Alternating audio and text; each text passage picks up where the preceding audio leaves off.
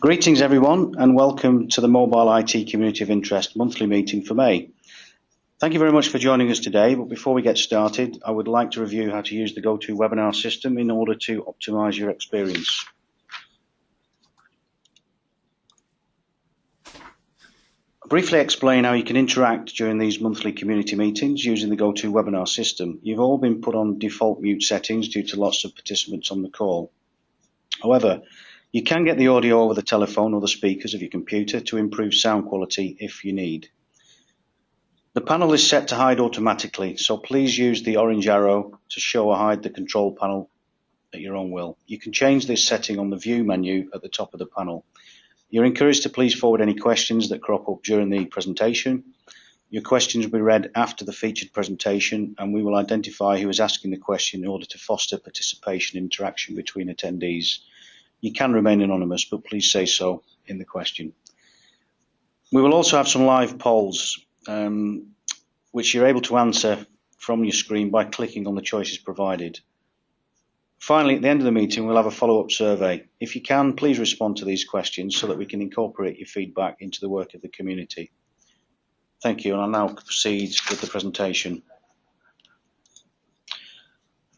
I am Stuart Young. I represent FIATECH in Europe and the Middle East. I also represent Comet. I'd like to thank you for joining us today for this latest edition of the Mobile IT Community of Interest monthly meeting. Today's presenter is Dr. Mani-Golparvar Fard. Mani will take us through a new method to monitor construction progress through photographs and unmanned aerial vehicles, UAVs, and of course building information models. Before we get to the presentation, I'd like to take a minute to introduce FIATECH and Comet and this community of interest to those who are not members of either organisation and who are new participants to the community.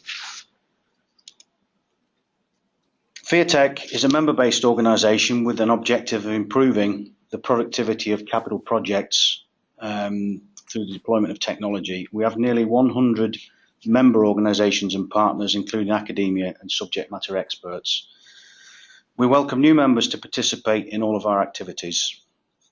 Our goal is to improve productivity in the capital project sector through the adequate leadership in global development and adoption of innovation. We strive to accomplish this by enabling our participants to advance industry.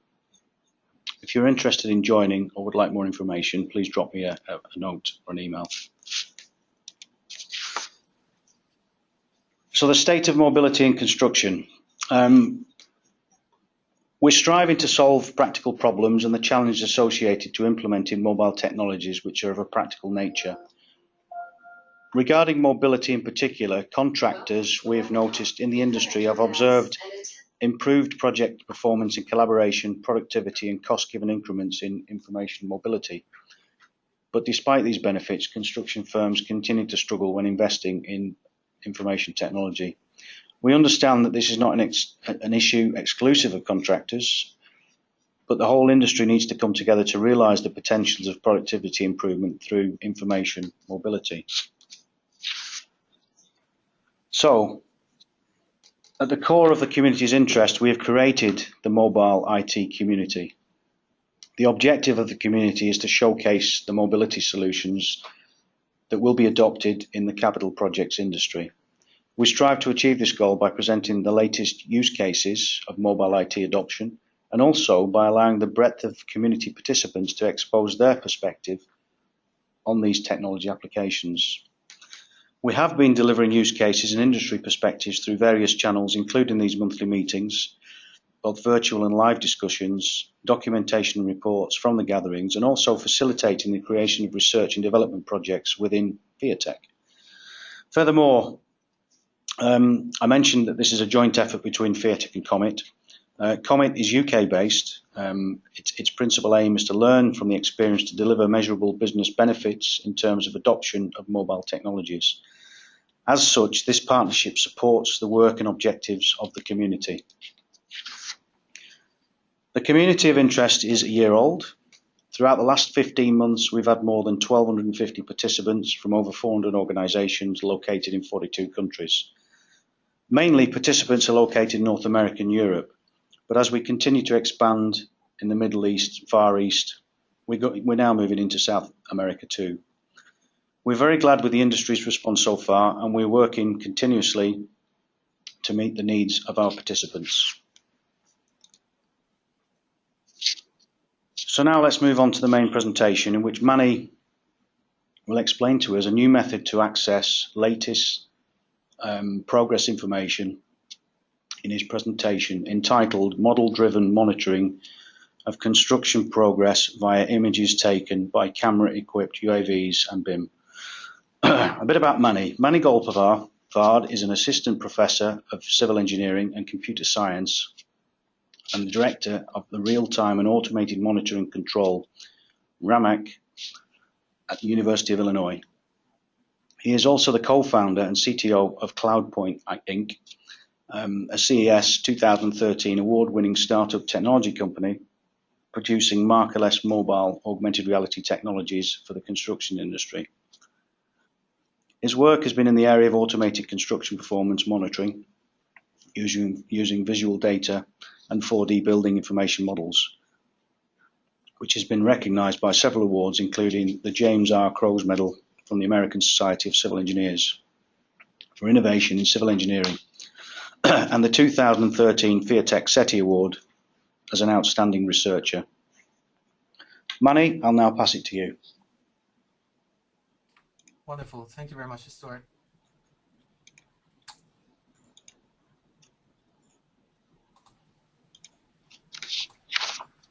All right. So good morning, good afternoon to all of you who are attending today's webinar. Thank you very much, Stuart, for the introduction. So as Stuart mentioned, I'm currently at the University of Illinois at Urbana-Champaign, and I'm going to be presenting to you research that my group has been conducting on leveraging images that are being captured on construction sites. And in particular today, my presentation is going to focus on those images that are being captured by unmanned aerial vehicles, or UAVs, together with four-dimensional building information models to automate the process of construction progress monitoring. So before I get into the details of the technology that I'm going to present to you today, I would like to speak a little bit about the motivation of the work that we've had and why this is the right timing to engage these type of tools to assist with the workflows that we have on construction sites. So as you all know, achieving smooth flow of production in construction requires us to plan for resources that we have on the construction site in a team-based fashion prior to the execution of the project, looking to where we will be allocating our resources on a daily basis. Then when we start executing the task on a job site, we need to implement systematic monitoring strategies that can look into the operations that we have, understand when and where deviations are happening, and look into the opportunities that we have for avoidance of waste. So over the past 2 decades, there's been significant progress in construction production theories, such as the last planner system, that can address these needs with respect to systematic monitoring of the work in progress. But there's a growing body of empirical observations from many job sites that actually show long-term implementation of these theories requires to have dedicated facilitators on job sites, and also typically involves deep learning processes for those people who are involved in the process of implementing the last planner system. Sustaining these level of commitments among these people for a long period of time is not easy, and often because of the challenges that we have, project teams typically go back to traditional control practices that we have and do not provide us with the opportunity to proactively address these waste that we actually observe on the job site. So if you look into the workflow that we typically follow for every job site, you would see that prior to the execution of the project, we go through 2 phases of preparing the master schedule of the project, creating reverse phase scheduling processes so we can identify the milestones in execution of the project. Then when the project starts, we like to see if we can plan and coordinate the work on a weekly basis, have people commit to these plans, and have them execute the work on a daily basis. Ideally, what we should be doing is also to implement strategies that can look into the performance that we have on a daily basis. By these monitoring, I'm primarily referring to 3 separate pieces. One is to monitor advancement that we have in the work in progress by identifying when deviations are happening and looking into the performance issues, implementing work-based assessment, why these deviations are happening, and once these performance issues are identified, being able to provide that information back and use that as part of our coordination process. But unfortunately, implementing this is not easy. There's currently a large gap between these long and short-term planning phases that we have. We are planning on a weekly basis, and we are asking people to commit to various tasks that we have on a daily basis. If we like to minimize this gap in performance, what we should be really doing is to see if we can identify ways by which we can prioritize tasks that we have on the job site based on the downstream demand that we have. This obviously requires us to have continuous feedback on the status of the work that is being conducted by our contractors and subcontractors. And because we have a lot of details that is typically being used in these type of plans, perhaps these continuous feedbacks should be implemented on a daily basis. So we can also implement what we call daily control strategies. But unfortunately, the tools that we have to collect the work in progress and analyze the status of the work are not that effective. The challenges are on two different fronts. One, limitations in methods that we're using to collect the data. So not long time ago, and even today's practice, a large number of companies have been looking to application of daily construction reports. We've been relying too much on the subcontractors that we have on job sites to tell us exactly how much progress is being achieved on a daily basis. But a closer examination of these type of reports show that there's not a whole lot of information that is typically provided to us. For example, I'm showing you one example here from a drywall contractor that is reporting that they've been performing framing, without exactly telling us the location for the framing, how many resources were being used, or exactly what type of resources were essentially being utilized for that particular task. Now, over the past few years, we've tried to improve the way we collect the data and analyze them, but still the process primarily relies on people collecting the data manually using tablets and smartphones. Some of the platforms that we have today would only allow you to pull information from the system, so they don't necessarily allow you to capture documents with work in progress with respect to the 2D or 3-dimensional models that we have. These limitations that we have are not only on the methods, but are also on the metrics. We've been looking to using metrics such as PPC, which stands for percent plan complete or percent plan committed, which is a retrospective metric, meaning that you would be capturing these metrics on a weekly basis, which don't provide you with opportunity to proactively address any performance deviations that you would observe on the job site. Obviously, there are other metrics such as maturity index or task make ready, but being able to use these metrics require you to implement strategies that can continuously capture input from the downstream.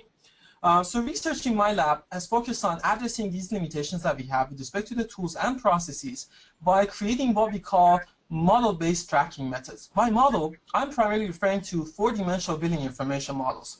Now, most of the attendees today, I'm sure you've been using billing information models, but today's practice primarily looks into using these models for pre-construction processes such as clash prevention practices or perhaps constructability reviews.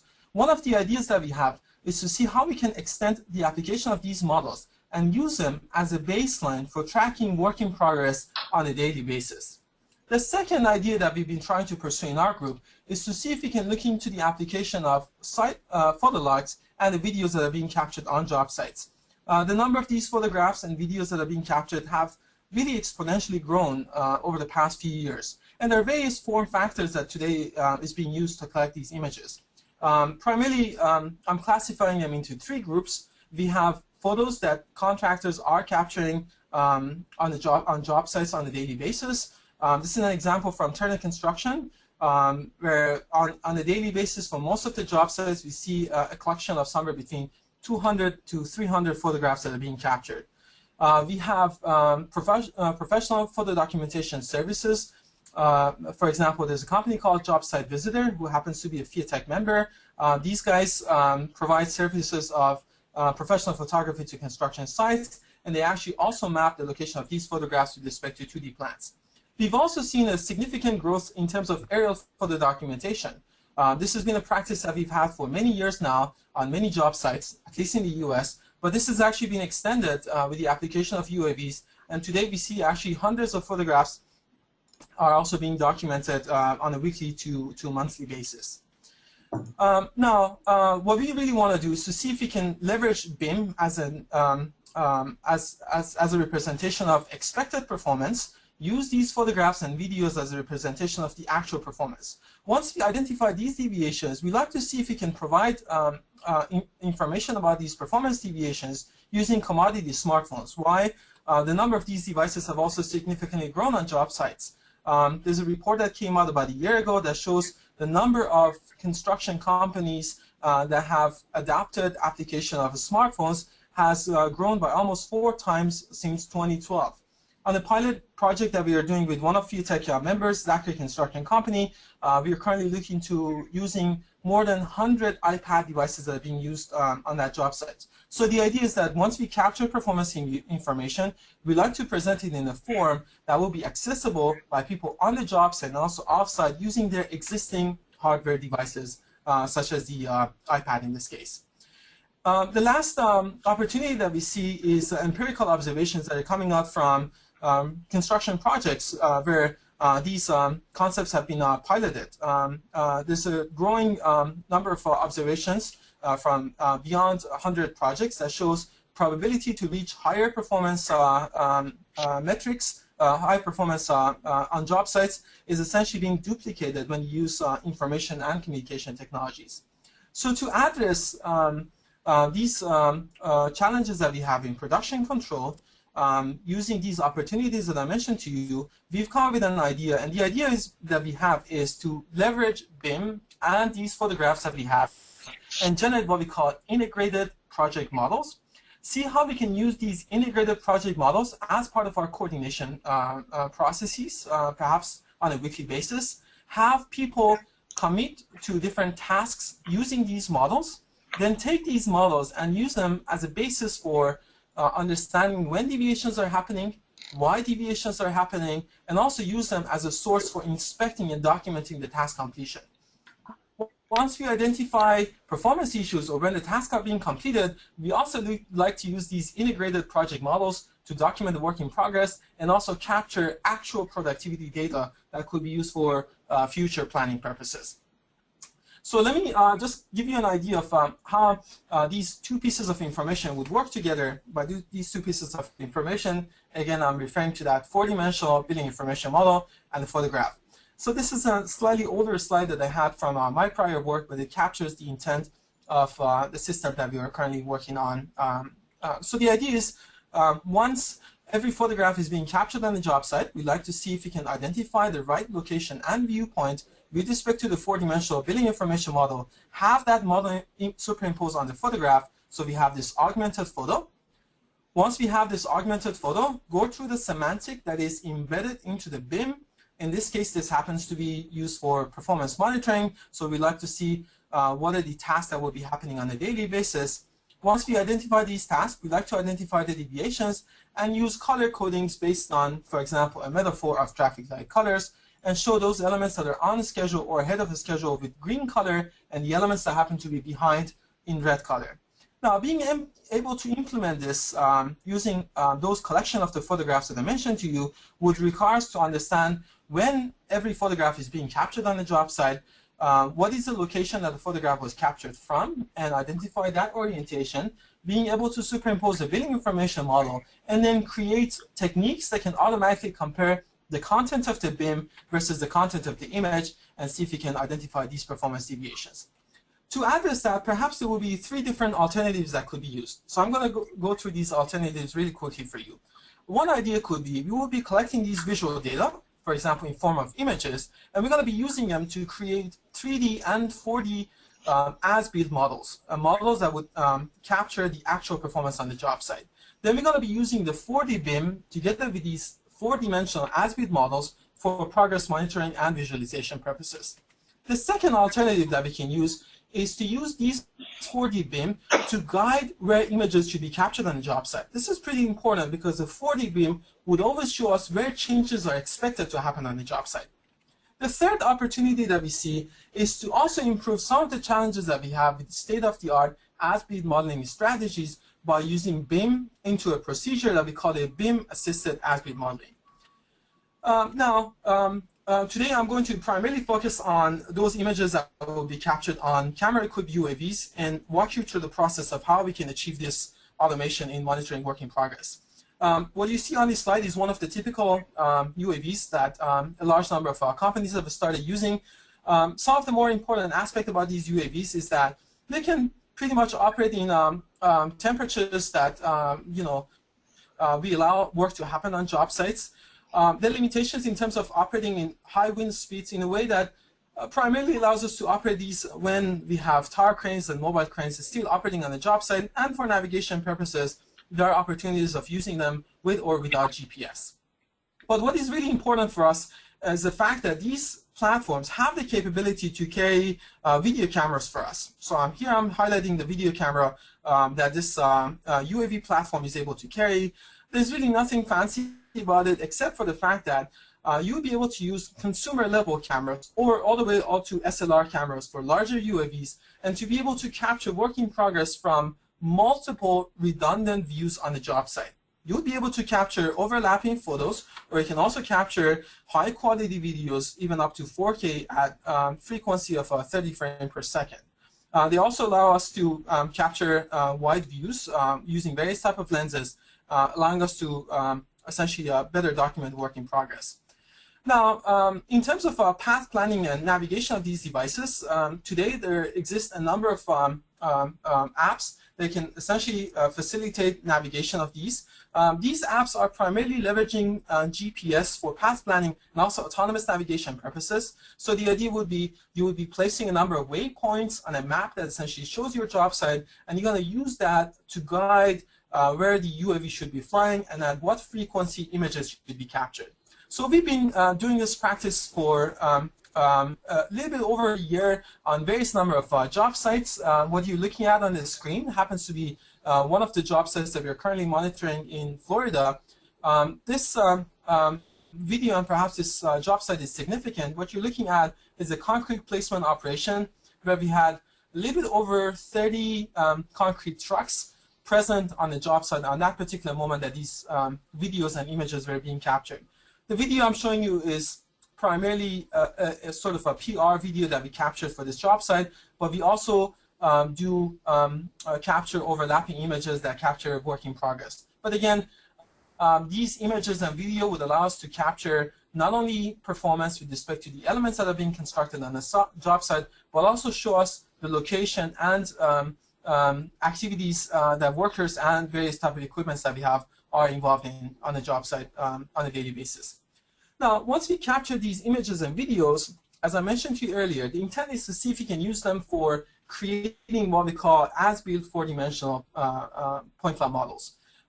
Two different strategies. The first strategy is to directly use them to generate these models. The second strategy is to see how we can leverage that four-dimensional BIM to essentially assist with the data collection or assist with the process of creating these as-built models. I don't plan on getting into the details of our technique, but let me just give you an overview of what exactly happens behind the system. The idea that we have is to capture a lot of overlapping photos.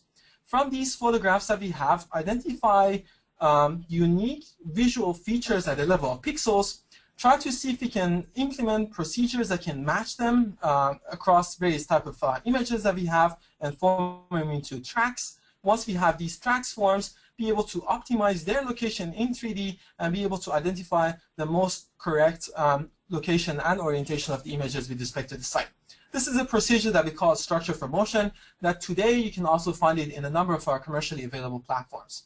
What we did back in 2011, 2012 was to also improve this process with another set of processes that we created that adds to the density of the point cloud models that we have and reasons about occupancy and visibility of points in the scene to guarantee a better representation of the as-built. And again, I don't intend to go into the details, rather let me just show you an example of these models that will be generated. What you see on the screen is actually the most updated and latest platform that we have, which is a web-based system that allows you to directly upload your images into our web-based system and be able to go through this process to automatically generate these 3D and 4-dimensional point cloud models. What you're looking at right now is the locations where images have been captured from. While GPS was actually used to navigate the UAV on this particular job site, the reconstruction you see on the screen is primarily driven by that structure for motion procedure that I showed you. So we can identify the location and orientation of these viewpoints. you can take the user to any of these viewpoints, so you can see the site from that perspective. You get the image texture mapped over the point cloud. You can remove the image and observe the density that you have in the point cloud. And you can also use either the image or the point cloud to perform various type of measurements. So here I'm just showing you a number of simple operations. For example, measuring linear distance, being able to measure angular angles between various elements that we have, also be able to do area-based assessments. Our platform also allows you to integrate your billing information models to it. The first strategy that we have is to first generate that for the billing information model, that for the point cloud model, and then we superimpose the billing information on it. Once the BIM is superimposed, because you're using a client-server architecture, you would also be able to query and perform content authoring with respect to the model that has been loaded into our web-based viewer. You can do the same measurements that I showed you, either with respect to the BIM or directly with respect to the point cloud. And these two would be integrated within the same scene.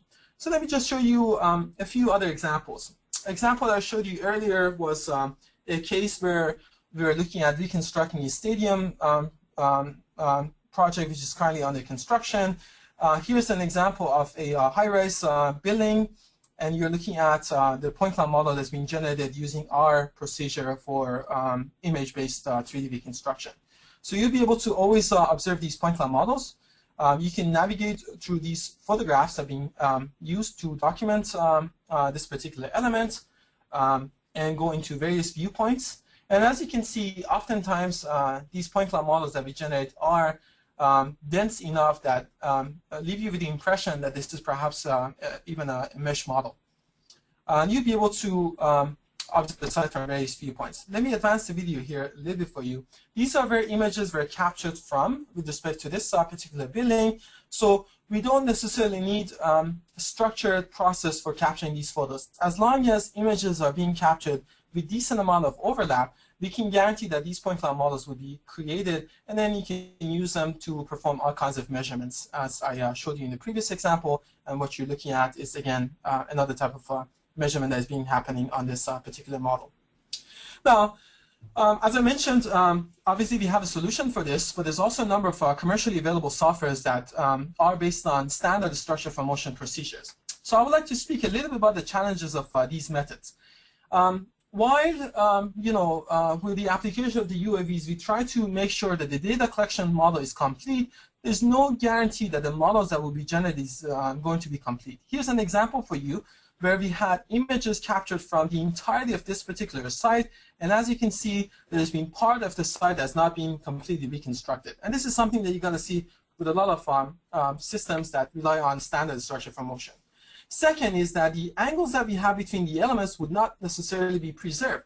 And the lengths and areas that we're going to have would be up to scale, meaning that you would not be able to take this point cloud model directly and use that for measurement purposes. The model happens to be up to scale, and the measurements that you would be able to do in this scene would be unitless.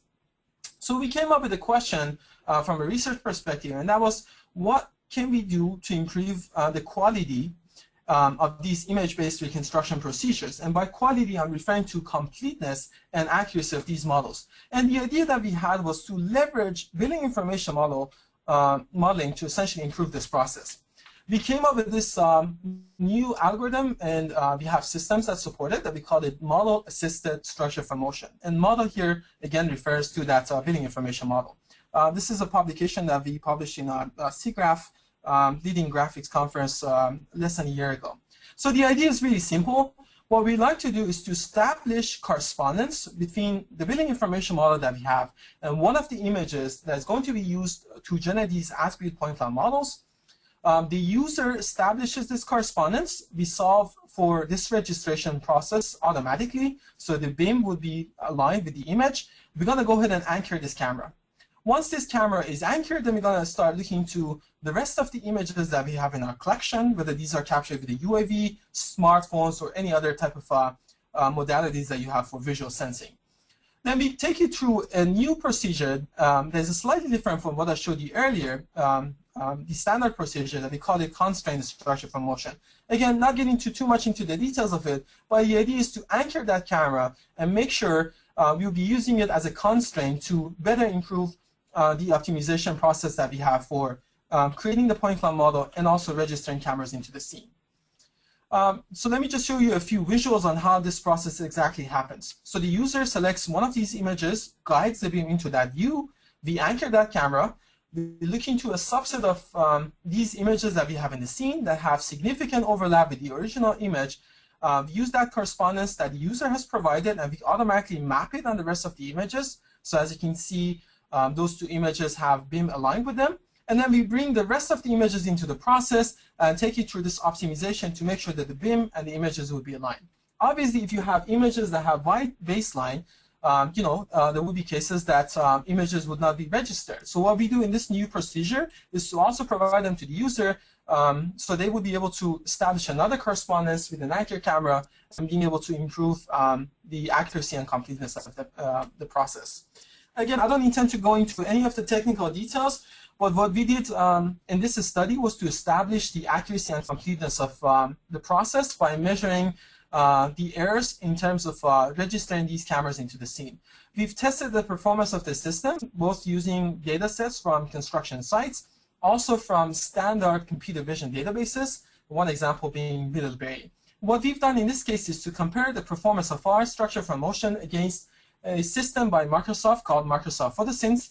There's variants of it is being publicly used by various companies. And as you can see on this slide, with an order of magnitude, we can improve both errors in registration from a rotation perspective and translation.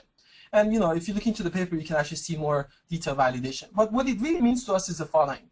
This would help us prevent the type of drifts that I showed you earlier. Meaning that if you use the state-of-the-art structure from motion process and you try to get a point cloud model aligned with the BIM, this is the picture of the site, this is the overview of the BIM model from a top-down view. This is likely going to be that reconstruction you're going to get that I'm showing you with the blue color. If you use this new constraint-based structure from motion, not only you can improve the quality of the point cloud, but you can guarantee that the angles will be generated will be closer to reality, and the drifts that we typically have in these models will be prevented. What it also means from a point cloud modeling perspective is that now we can guarantee more accurate and complete reconstructions. Here's an example site that we've tested our new structure from motion algorithm against it. If you use one of these state-of-the-art reconstructions, you're likely going to get some noise in your reconstruction, and there would be areas that would be missing. And as you can see, our solution with the same number of images by only using BIM as a constraint can guarantee a more accurate and complete reconstruction. So far what I've shown you is the capability of creating 4D or 3D as-built point cloud models and aligning with a BIM. Now once we have the alignment done, we like to see how we can use them for automatically measuring performance deviations. So we've been working on this concept for a number of years. The first variant that we had for our system was essentially relying on measuring occupancy that we have in the scene and measuring visibility of various types of elements to see if we can leverage that and use that as an indicator for progress. Again, I don't intend to go into any of the technical details, but we have a publication about two years ago that we show relying on these physical occupancies, we can guarantee accuracies closer to 89% for those elements that happen to be visible from images and videos that we've collected.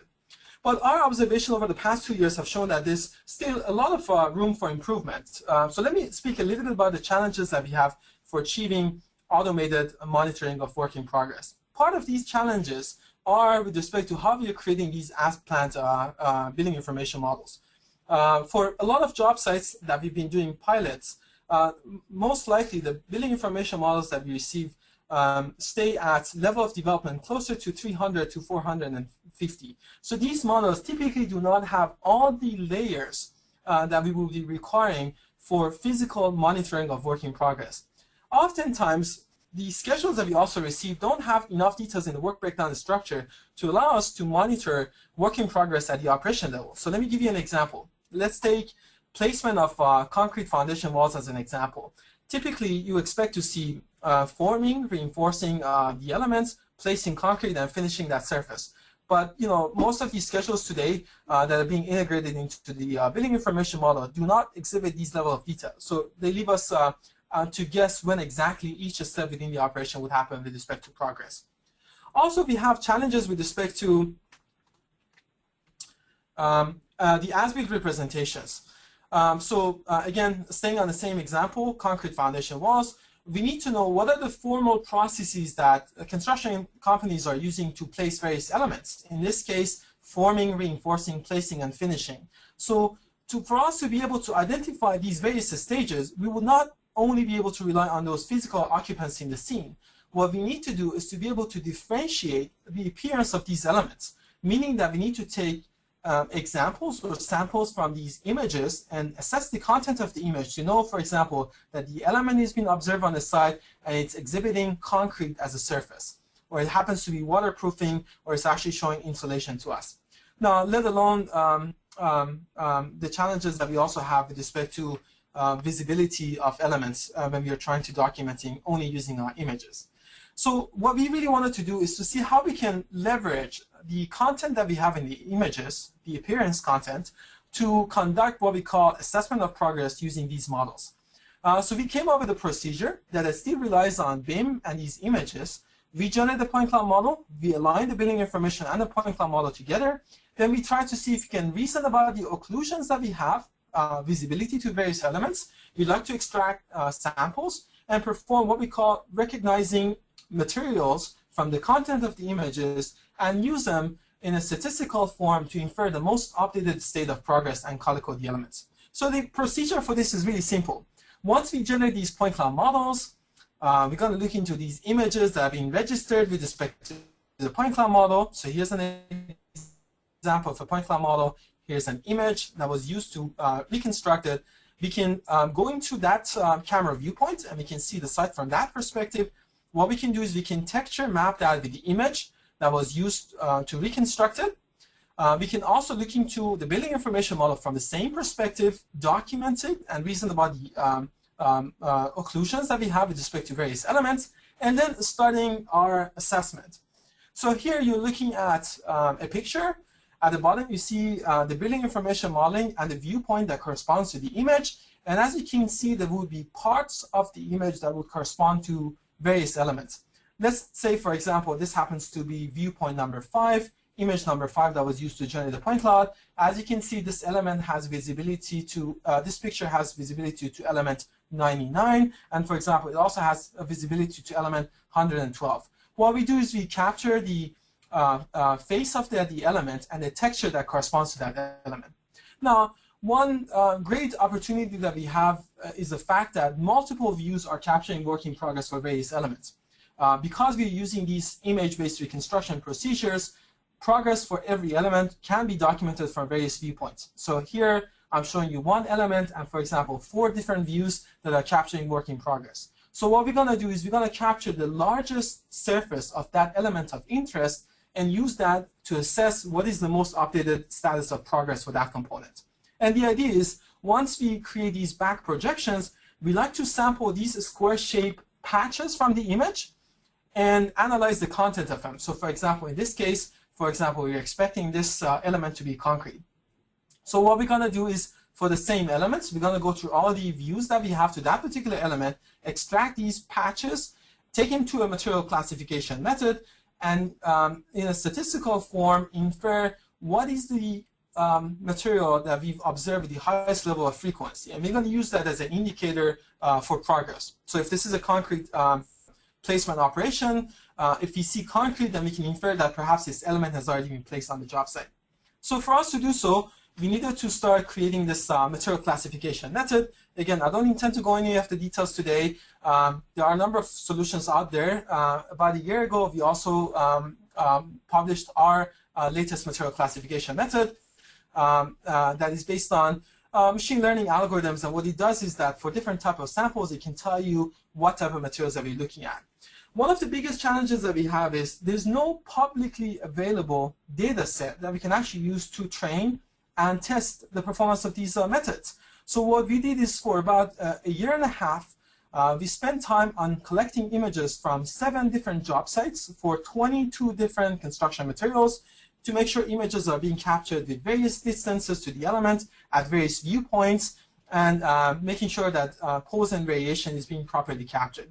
Again, not getting into the details of it, but we tested the performance of this system alone, and we were able to identify that for most of the elements, we can guarantee if we are provided with image patches as large as 200 by 200 pixels, we can guarantee average performance of somewhere close to 97%. So I'm highlighting some example around the concrete, and you can see the performance stays somewhere between 92 to 95%.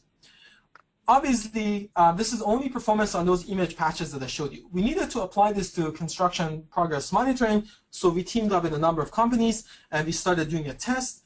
More specifically, we conducted tests on 4 different data sets on 2 different construction sites. And on purpose, we wanted to see if we can play with the visibility that we have to the elements, the number of images that could be used. So here I'm showing you one example of it. Different number of images that have been used to generate these 4 case studies, and you can see different registration accuracies. And this registration accuracy refers to the accuracy of BIM superimposed on the point cloud model. So once we have the BIM aligned, and again, in this case, we have different number of BIM elements for each of these case studies. The number of elements that were expected to be detected for progress was smaller than all the elements that were expected, primarily because of visibility issues. There were a number of elements that were missing, so we wanted to make sure that we can properly validate the performance of the system. So we did a test on primarily concrete placement operations and also possibility of extending it to steel erection operations, and we can guarantee that this system, by leveraging these small image patches across multiple views, can achieve average accuracies of somewhere between 80 to 90%, provided with different levels of visibility. Now, obviously, we still have a lot of elements that would not be captured because we have low visibility from images to these BIM components.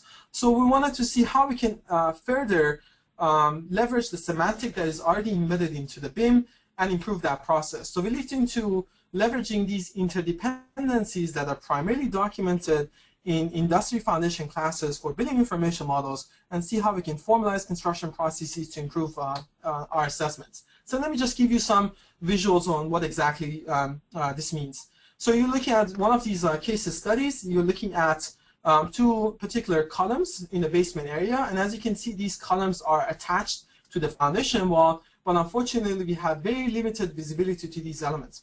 But we know from construction processes that the placement of these elements are likely going to happen exactly at the same time as the placement for the larger foundation wall would happen. So we wanted to see if we can capture these in the dependencies and using them to indicate when these columns are also going to be placed. So in this case, these elements are attached to.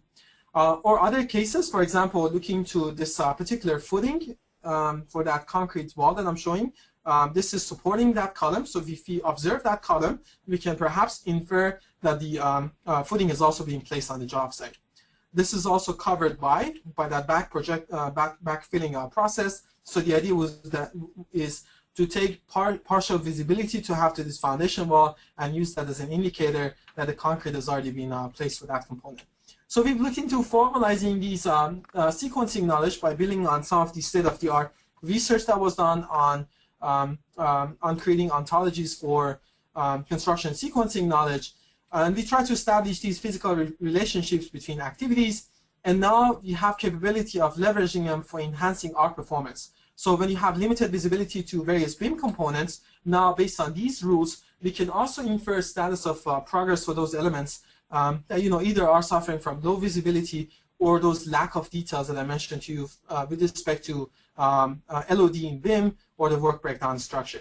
So what is the opportunity for improvement? You're likely going to be able to enhance your assessment of progress automatically by somewhere between 5 to 7% by being able to use these reasoning mechanisms and improve the performance that we see.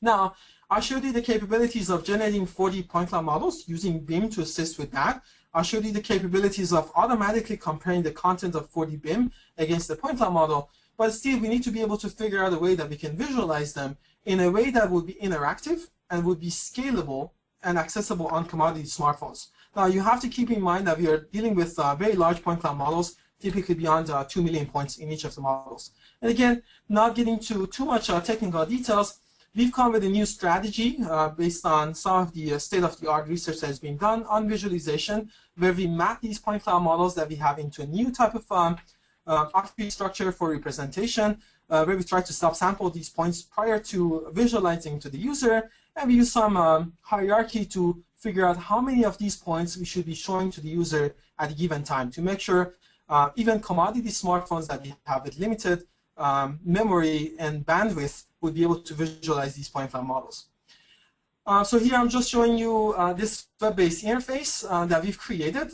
Currently, this is not accessible to users from outside the University of Illinois, but we'd be happy to extend this to those of you who are attending today's webinar, and I'll be happy to follow up with you at a later time.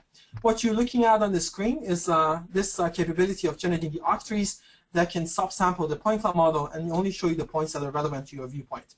So the user can also adjust the level of detail in the rendering of the point cloud model. So as you can see, I'm just showing you how this level of detail could be controlled by the user. So if you happen to have somebody on the job site and that person wants to access the point cloud model using a commodity smartphone, and their smartphone doesn't have too much bandwidth, they can actually adjust the level of detail they can see to make sure they would still be able to interact with the model. So we've been conducting a number of case studies to apply and validate this pipeline end-to-end from collecting the data, performing the analytics, and also visualizing. One specific case that I'm showing you today is a gravity dam project in Japan, where we've established a joint venture with Taisei.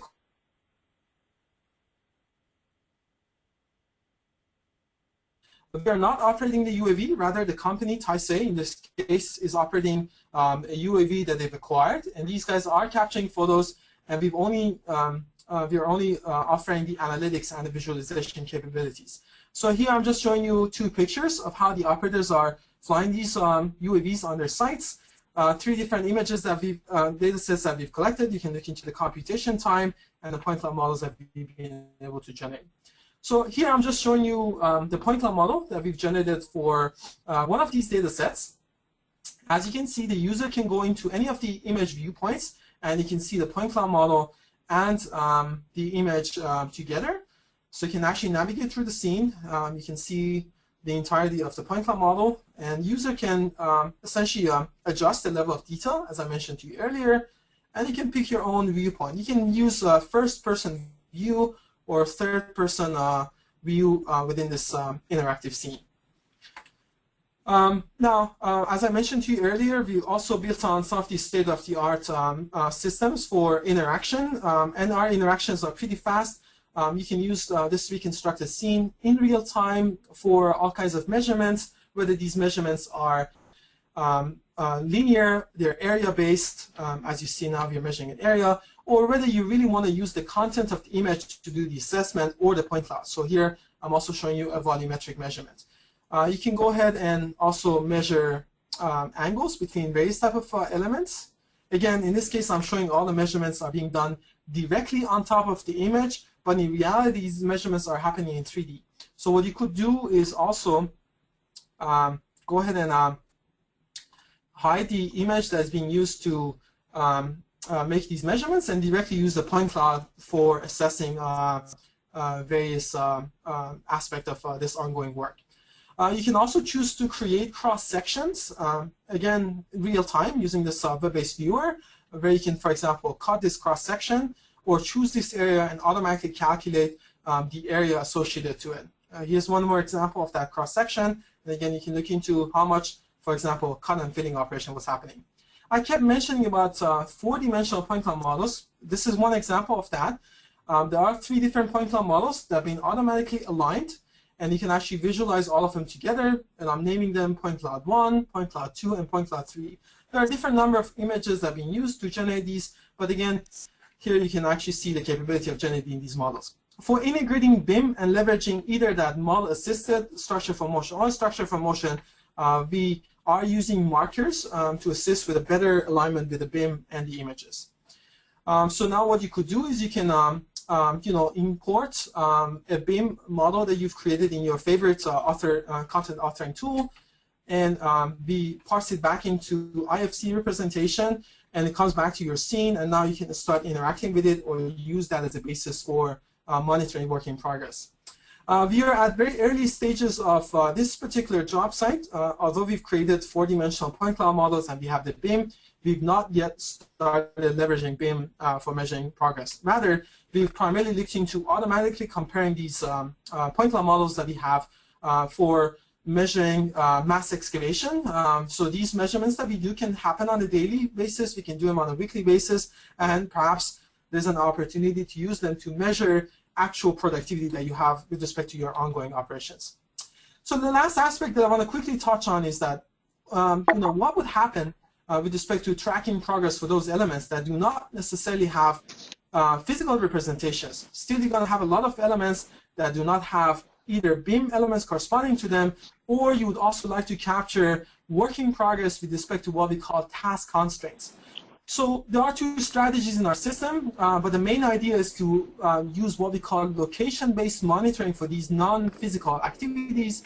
You can either directly choose to push and pull information from the BIM, or if you don't have enough detail in that, what you could do is you can annotate the point cloud model directly based on who does what work at what location.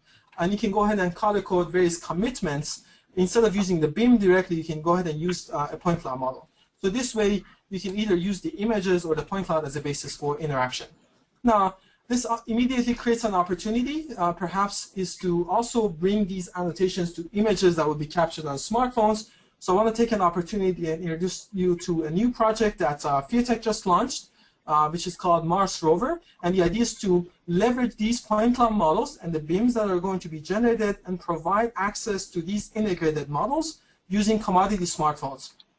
Whether you have the BIM or you don't have the BIM, you still will be able to do pull and push of information, and we'd be happy to work with you through this project and integrate your workflows for performance monitoring or site inspection. I provided a lot of content today, but hopefully you were able to see various aspects of the system. So I showed you capabilities with respect to visual documentation. Obviously, with the growth that we've seen in the number of images, there's an unprecedented opportunity to document progress. Obviously, UAVs are playing a major role here by providing easy and quick opportunities for collecting the data. BIM can actually help with path planning for as-built documentation. I actually didn't show much on that. This is still a work in progress. There are quite a lot of areas that are still open for research. How you can leverage the BIM for detecting these changes, how the path planning, collision avoidance for improving safety could be improved using BIM, how can you monitor activities of the resources, or improve the navigation, especially in GPS-denied locations, and improve the way takeoff, landing, and swapping the batteries are happening on these UAVs. On the analytics side, I showed you that this automated measuring of progress can address the subjectivity and intensiveness that we have in the measurements. There's quite a lot of opportunities for research, being able to formalize these sequencing knowledge that I mentioned to you, being able to leverage both geometry and appearance, and also be able to relate these visual assessment to performance metrics, which is obviously the end goal. I showed the capability of providing ubiquitous access to these integrated models. Perhaps these models have potential to enable collaboration. They can provide pull and push of information. And there's still a lot of opportunities for integrating various workflows, validating how these models can actually improve, root cause assessment as part of coordination meetings, and even use them as safety monitoring. So overall, there are a number of practical significance to these tools. Obviously, they can improve the awareness on the situation. They can help you measure reliability of the plans by providing you with real-time feedback on ongoing work. They can help you focus your efforts on root cause assessment as opposed to spending time collecting the data. So these type of representation perhaps can help you identify various type of forms. And obviously, one opportunity is to measure the actual productivity and minimize what we call conservative estimations that are typically being used in look-ahead scheduling or reverse phase scheduling processes. By that, I would like to quickly acknowledge the support that we received for this research project. The funding for this research comes directly from National Science Foundation under 3 different grants: Cyber Physical Systems, National Robotics Initiative, and the grants from Civil Infrastructure Systems. I'd like to acknowledge the support and help of all my students who are really leading researchers on this topic. FIATECH for their continuous support and help with promoting our work and also providing access to various member companies. Turner Construction, various offices in Chicago, New York, Sacramento, providing us access. Other FIATECH member companies, Zachary Construction, DPR, 2 different offices, Taisei Corporation, Autodesk for providing us with financial sponsorship and also providing us with technical support, CCC, who's a partner with us on our Mars rover project, and also our facilities and services on campus, who's providing us with access to various types of information. By that, I would like to leave you with my contact information. We'd be happy to interact with you and consider conducting pilot projects and different studies on your project sites. Our system is web-based, so all you need to do is to get a username and password from us, get access to our interface, use the entirety of the system. By that, I would like to open it for a question and answer. And Stuart, you can take control of this screen now. Thank you. Thank you very much, Mani. That was fabulous.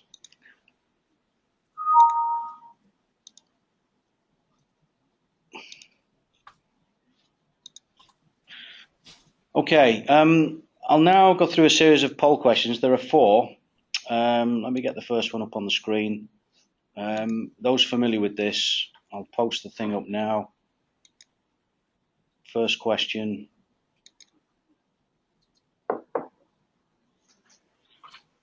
Does your organization use photos or laser scans to monitor construction progress?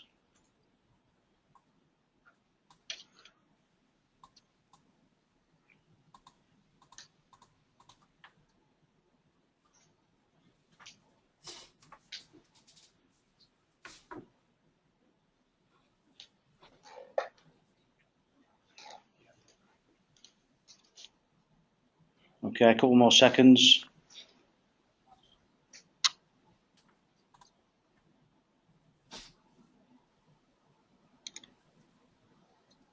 Close that, I'll share it. Mani, thoughts on that?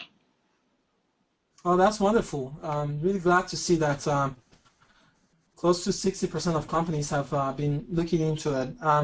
I'm sure for those who say it's not been applicable, I'm sure you guys have also been collecting photographs on your site, but perhaps you've not been using them to directly monitor work in progress. But now you see that there's an opportunity. You can go ahead and use what you've already collected on your sites for improving these type of workflows. Fabulous. Okay, next question.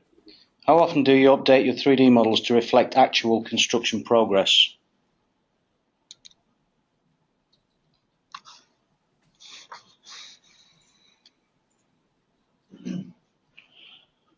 Daily, weekly, we don't monitor progress, other, not applicable.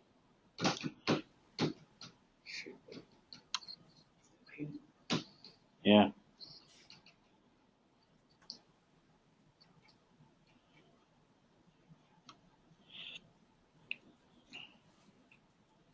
A few more seconds. Thank you very much.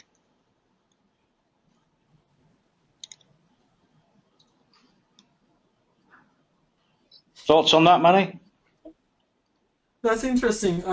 I was expecting to see more on the weekly side.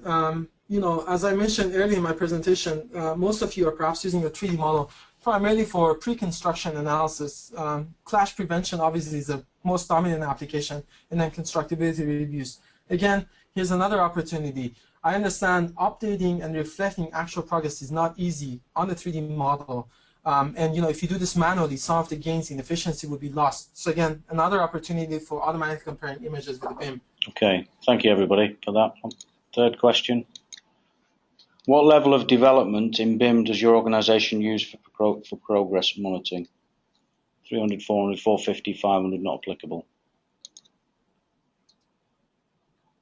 Please also indicate if your models are being used for pre-construction, whatever level of development you have in your BIM that you use for construction processes.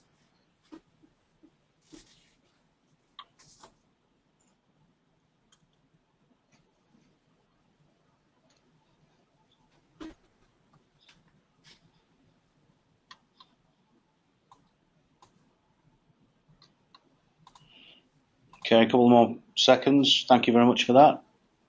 I'll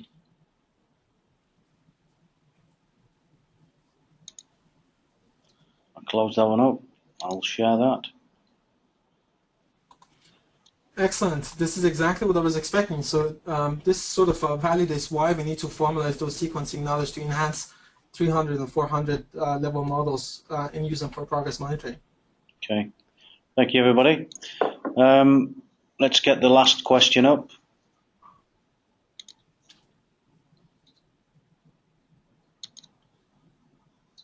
How do you access most updated 3D models in the field?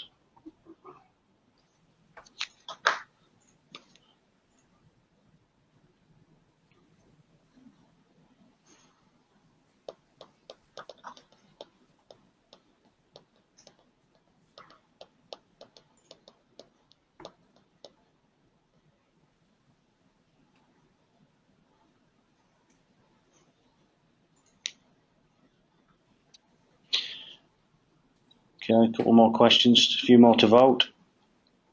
Thank you very much, everybody.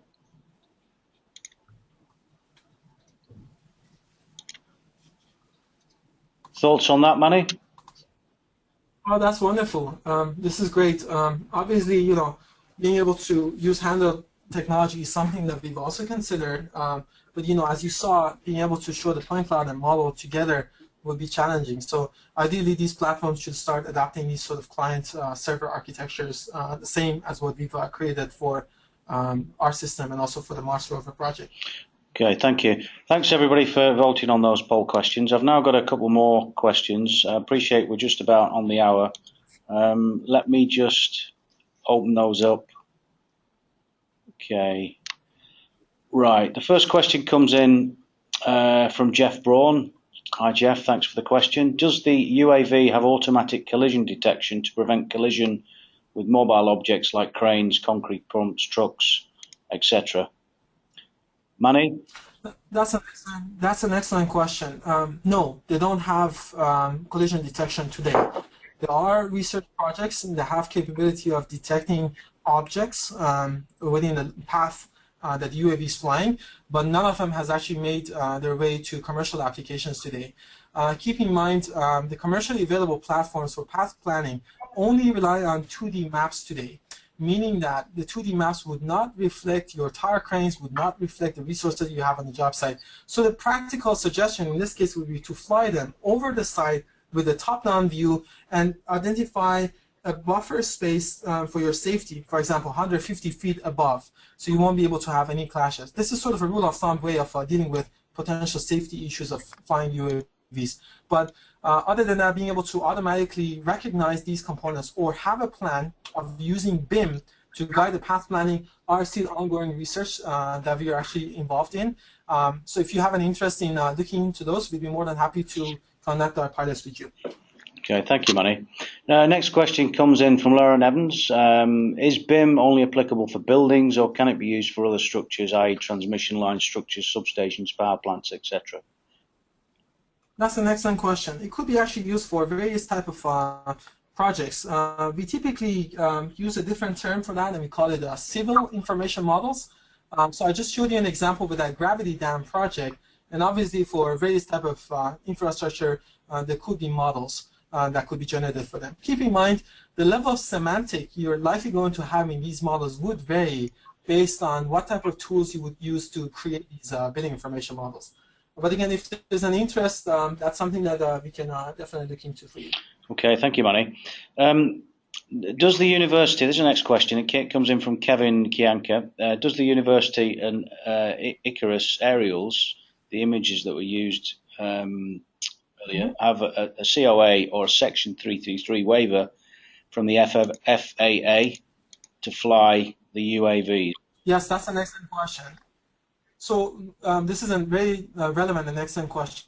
The reason that we've partnered with some of these companies that you've seen their name on these slides that I showed you or the video is exactly because of that. Yes, they do have exemption. They don't have exemption directly. Rather, they go training processes provided by those companies that have exemption, and they have a license to operate the site directly from those companies that have the exemption. So this is sort of a workaround that we currently have for these large number of growing companies that are offering UAV services. I showed you that the stadium project, I did not specify who's actually flying the UAV for us. It's not us. We don't have permission as a university. So we have a different partner that is currently flying for us. So most cases I showed you so far have been leveraging videos that are being, or images that are being captured by these third parties for us that actually have that exemption. Okay, thank you. The next question, Ben, is from Ben Feltham. At design phase, we generally now develop models to LOD 300. At as-built, we're required to deliver LOD 500. How do you feel LiDAR and other survey technologies can support and deliver LOD 500? That's an excellent question. You know, there's a lot of research in our community that's happening on what we call scan to BIM process, meaning that taking a point cloud model, regardless of how the point cloud model is being generated, whether it's a laser scanning, whether it's a handheld device, or whether the same image-based reconstruction that I showed you, and see how we can automatically segment the point cloud model and populate the scene with various type of elements. Obviously, the laser scanning would capture you details, perhaps even sometimes beyond what you would like to capture in LOD 500. Why? Because there will be, you know, construction tolerances and quality issues that would also be captured as part of that scanning process. But going from those scan models to BIM automatically can certainly streamline processes that people use and can increase the frequency of these type of scannings on various job sites. So there's ongoing research on that topic. We also happen to have a number of solutions for that in terms of segmentation and automatically fitting NURBS surfaces into the point cloud models to ultimately achieve that level of detail that will be needed for facility management purposes. But again, 500 level would also require you to model things beyond structural and MEP components. Those are really active areas of research in computer vision domain, and we are not there yet to offer any fully automated solution. There are a number of startup companies. I don't want to name them, but I'd be happy to provide the list to you at a later time. In New York, Colorado, and other places that offer scan to BIM as a service. Some of them use semi-automated tools to facilitate that process. Okay, thank you, Mani. Hope this answers your question. I believe it does. I believe it does. Last question we've got here is from Jack Gray. Have you done any work integrating with true 4D planning systems? That's an excellent point. No, what we do is, for now, we create multiple snapshots of 4D in a form that perhaps you can call it model breakdown structure, where you have various models reflecting various levels of progress. There's a reason for that. You know, us being a university, we've not been much involved in development processes. There's currently a lot of tools for 4D modeling. So what we do for now is to validate the opportunity of using 4D BIM as a baseline for progress monitoring. However, we do have ongoing work on further extending our web-based viewer such that you can also directly do 4D modeling within a web-based viewer. But again, that capability already exists, so it's been a little bit on the low priority side for us. But you know, from visual perspective and using it for coordination, definitely there's a lot of practical significance to it. So again, we don't have anything to offer today. We give you multiple 3D models reflecting that 4D. But if you have a specific use case for that, we'd be happy to pilot our upcoming web-based interface for that for you. Okay, thank you, Mani. So that's the end of the questions. What I'll do now is I'll move on to the upcoming events. The next one we've got is on the 17th of June. We usually have them the third Wednesday of each month. This Wednesday was an exception.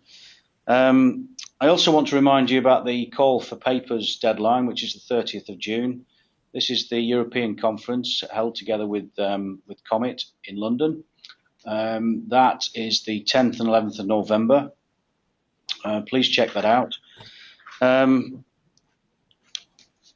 More information on both websites. And the other thing I will mention is let's continue the conversation. Various forms of social media.